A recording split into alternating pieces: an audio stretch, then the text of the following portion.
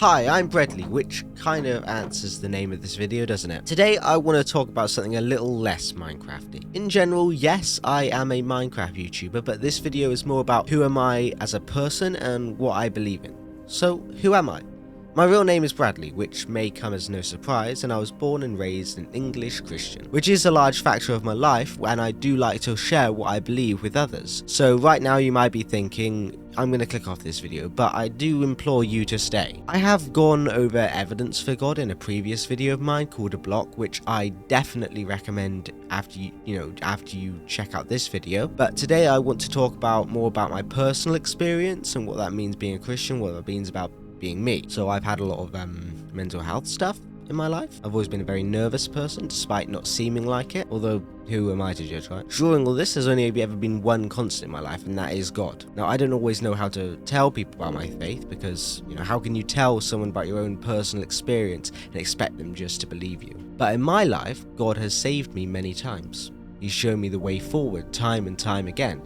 And when I say God has saved my life, I don't always mean just with my mentality, but actual physical impossible miracles. I watched as my grandma, who had been there for me my entire life, someone who I looked up to and loved so much, was on her deathbed, soon to die without ever knowing God. But on her deathbed, she turned to and accepted Jesus. And just as they were about to unplug her, suddenly she started to level out. The doctors were astounded. They said she wouldn't be out of the hospital for months even if she did survive. But they had to let her out after 1 week because in the end there was nothing wrong. She had been completely healed. In my own life, I have felt God's spirit. It's not a small tingle in the back of your neck. When God enters a room, the atmosphere shifts. You fall to your knees because you can feel the King of the universe standing in front of you. There is no other joy like it. Now, I'm not saying these things happen all the time, because they don't. They're very rare. When God does reveal himself, it becomes your anchor. The thing that makes you stay even when everything else seems like it wants to knock you down. But I know you'll find it hard to believe. You might bring it down to induced psychosis or medical anomaly. So I'll give you this.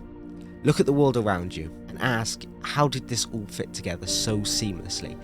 How did we come to exist? Everyone has always been told the lie that life is easy to make, that can just happen spontaneously, but that's not true.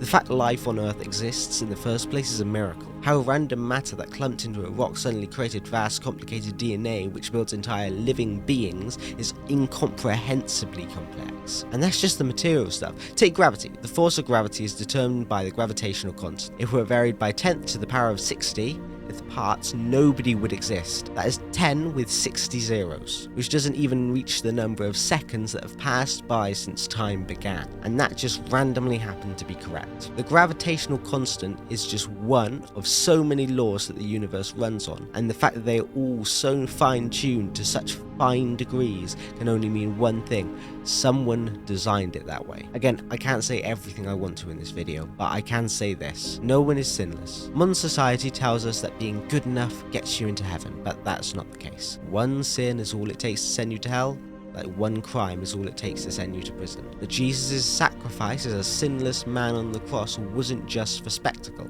He was taking your sins, past, present, and future, upon himself. So all you have to do is turn to God, ask him for his forgiveness, trusting in the death, burial, and resurrection of Jesus, and you will be saved from an eternity of hell, which I truly hope you do, because it's not somewhere you want to spend that long of a time. Thank you for listening, but now the choice is on you. That's a decision you have to make. I can't make it for you. Thank you. Also, I do feel like I have to mention this. During this video, I did come off a little bit more intense, and I'm recording this after I edited it. I don't mean it in a way where I'm just trying to push that on you or whatever, but this is something that's really important to me, and I hope that I can share this message adequately, and I hope that you can understand where I'm coming from, and that I genuinely truly care about not only everyone who watches my content, but the people who my friends, just everyone, you all guys. I truly believe this message is true, and I hope that you do come to God, because it is something that has helped me so massively.